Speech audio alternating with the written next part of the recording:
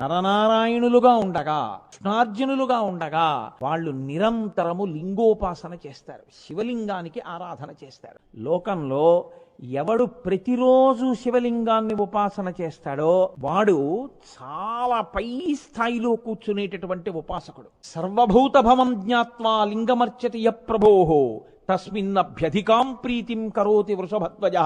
వ్యాసభగవాన్ సంస్కృత భారతంలో చెప్పిన మాట. సర్వభూత భవం జ్ఞాత్వా లింగమర్చతి యప్రభోః.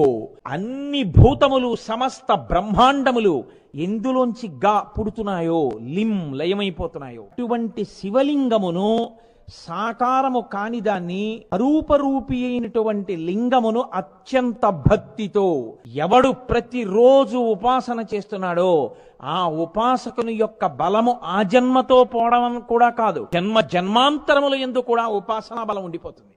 లింగార్చన అంటే అంత గొప్పది.